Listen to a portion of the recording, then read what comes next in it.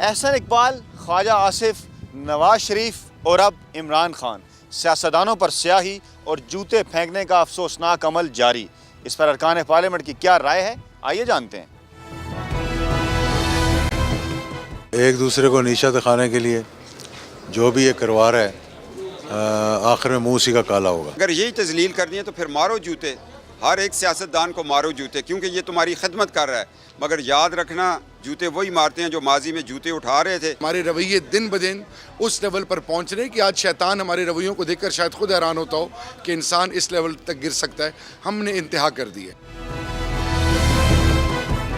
یہ تو کم ہے، میں سمجھتا ہوں کسی بھی بڑھ جائے گا اگر ہم نے اپنا رویہ نہیں بدلا اور ہم نے اپنے آپ کو حقیقت میں عوام کا خادم نہیں سمجھا۔ یہ چیز ابھی دن بدن بڑھتی جا رہی ہے اور اس میں پولیٹیکل پارٹیز کا ایک کردار ہے۔ یہ بہت ایک منفی ٹرینڈ ہے اور نہ صرف یہ ہمارے سیاسی ماحول کو مگر معاشرے پر بھی بہت برا اثر اس کا پڑتا ہے، دورس اثرات ہوتے ہیں۔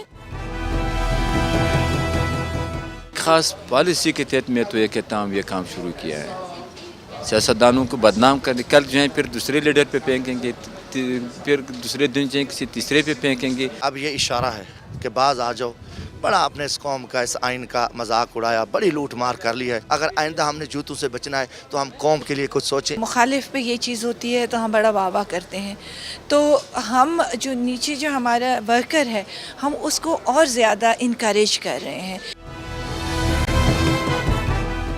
ارکان پارلیمنٹ کا کہنا ہے کہ سیاست میں دلیل کے خاتمہ نے عدم برداشت کے کلچر کو فروغ دیا۔ سیاستدانوں کی تصحیح کا افسوسناک عمل جاری رہا تو ملک میں جمہوریت کو تماشا بننے سے کوئی نہ روک سکے گا۔